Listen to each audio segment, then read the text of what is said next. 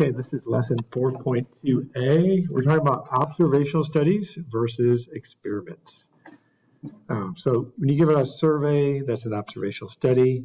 If you're looking backwards, so if you're examining existing data that's been collected in the past, it's called a retrospective observational study. If you're looking to the future, that's called prospective observational study, something you're going to do, but you haven't collected the data yet. Okay, so you can study all kinds of things like vitamin D. Is that good for you? What are the outcomes in health that you could have or in your blood that might be good if you take a lot of vitamin D? So you could do an observational study that just simply measures the variable of interest, but we're not doing anything to people with the observational study. Response variable is something that you measure the outcome. So that's what's measured. So in this case, like, what are the health outcomes? Are you healthier in what way? So you're measuring a response. And the expenditure variable is what is we predict might make a change. And so we have a lot of control over that, about what things we change in order to make a difference, potentially. But just an observational study, you can't ever prove vitamin D causes anything. You have to do an experiment. So what's an experiment about? So if you took, and there's been a lot of studies done, I guess, about this, but you could do an experiment, and maybe this would be one example. So with group one, you made two changes. So they have a little bit healthier diet, and they definitely exercise more. So if they do both those things, guess what? The outcome is they're less likely to have diabetes. If that's the outcome you're looking for, that's probably good. Group two, they have an unhealthy diet. They don't exercise as much. And guess what? They're more likely to have diabetes. But the problem is, which variable made the difference? Was it improving your diet or doing more exercise that made you have a less chance for diabetes? Well, we don't really know. Those two variables are called confounding variables. And that's when you set up a study so that you can't really tell which one was the distinguishing factor, which one made a difference. So they're confounding each other in that case. Okay. So this would be an idea of an experiment. So this is how this is different. So they randomly assign. So they've chosen 500 people randomly with pre-diabetes. So all these 500 people they're at risk for diabetes, I think is what that means. And so they either give about half of them, randomly chosen, get a high dose of vitamin D. The other half get a placebo. That's a pill that looks like vitamin D, but doesn't contain any vitamin D. So after 5 years, so you have to take a while to see what happens. 40% of the people in each group were diagnosed with diabetes. So this would be an experiment because you imposed a treatment. In this case, the treatment was giving half the participants vitamin D in large quantities. The placebo was giving the other half a fake pill. It looked like you were taking a vitamin pill, but it was like a sugar pill. It didn't have any vitamin D in there. So if we do something to either people or animals or whatever we're studying, the experimental units that we're studying, we're going to observe the response. That's called a treatment, right? So a treatment is something where you're doing something. You're doing I'm trying a different teaching method on you. I'm giving you some kind of drug that might help you in some way. So it's some kind of change. You've added a substance to a chemical or something. See if it performs better or something. Experimental unit are the people or the things or the animals that you're studying. Usually, if it's human beings, we might call them subjects, but it's okay to call them experimental units. Malaria is a disease that causes a lot of deaths each year, and unfortunately, a lot of children die. So with regular screening from this, and if we take researchers work with children with 101 schools in Kenya, randomly assigning half the schools to receive regular screenings and follow-up treatments. So half the schools who are chosen they get regular screenings and follow-up treatments, so they might be getting better from this. But the other half are like the placebo group, right? They're the control group. We're comparing them to that group and seeing how much better they are. So we tested all the kids afterwards, and what are the treatments and the experimental units? So the experimental units are the students in all 101 schools. The treatments, I think it looks like the group that was treated was given, that was in the experiment there, was given regular screenings and follow-up treatments. So there they are. The other group was given no treatment. It was given no regular screenings or follow-up treatments. They were the placebo group.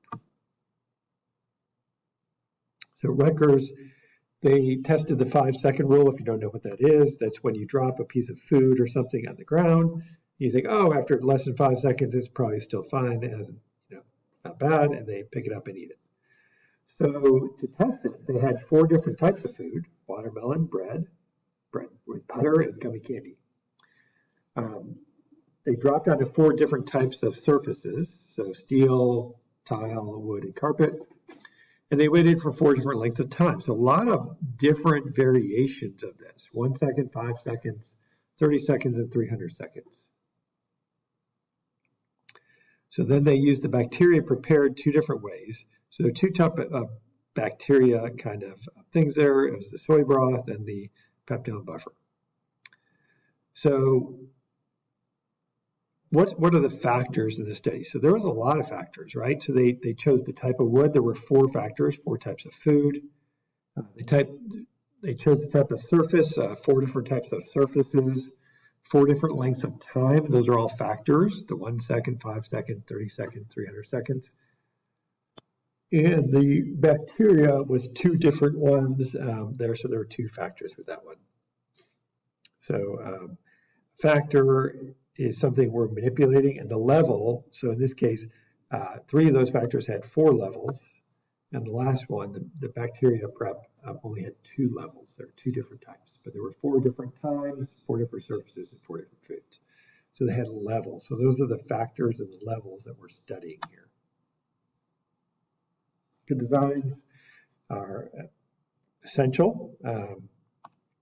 So here's a bad design. So if you just take a group of folks, give them a treatment, vitamin D, whatever treatment it is, a drug of some kind, and then measure the response. What's wrong with that? Seems pretty good. Well, we don't have anything to compare them to. We don't have a control group with a placebo. We really want that. In most cases, we're going to want that. So this is a bad design. We don't know, what other things could have an effect here. So we're going to compare this to a control group. So we're going to give that group the placebo. It's like a fake, drug or whatever this is, depending on the purpose. But we're going to compare the results of the drug we're testing with the no drug group called the control group. Other than the actual treatment, everything else should be the same about the groups, the way they're treated. Not treatment, but just the way we deal with them.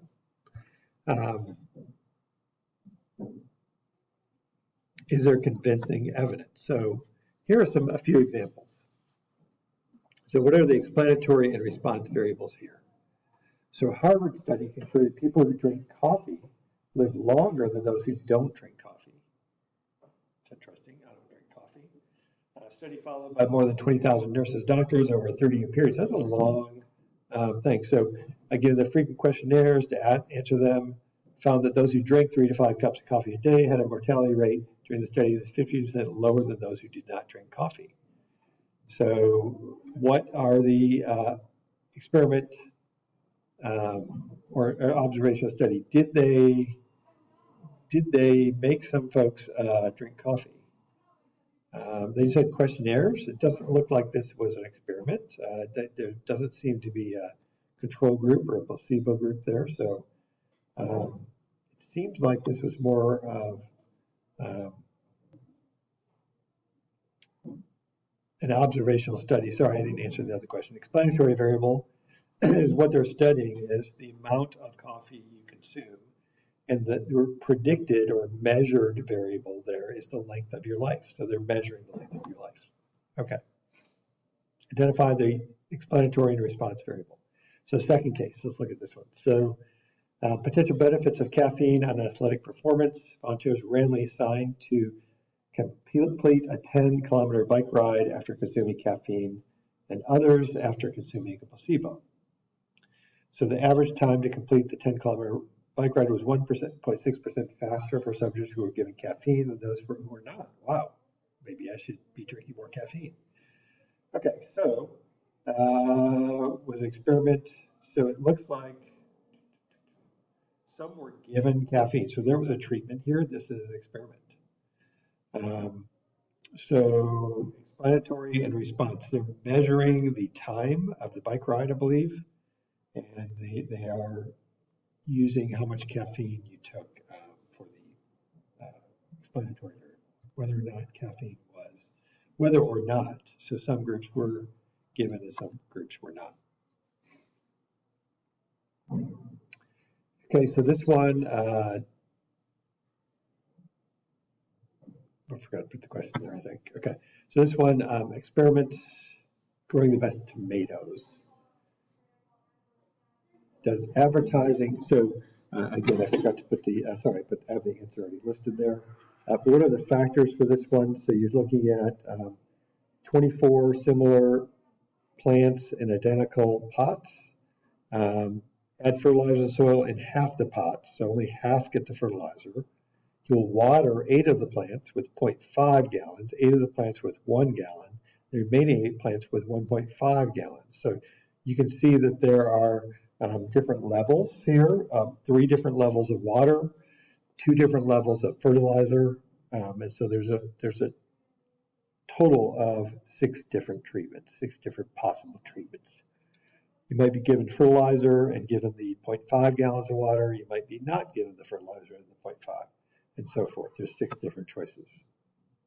Last question. A group of AP biology students randomly assigned 100 corn seeds to be planted either at a depth of 1.5 or 3 inches. Explain why it is not necessary to include a control group.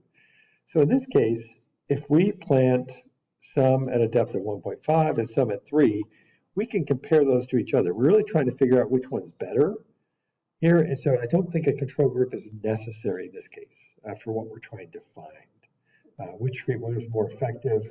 We could just do both and see what happens. That's your lesson for today.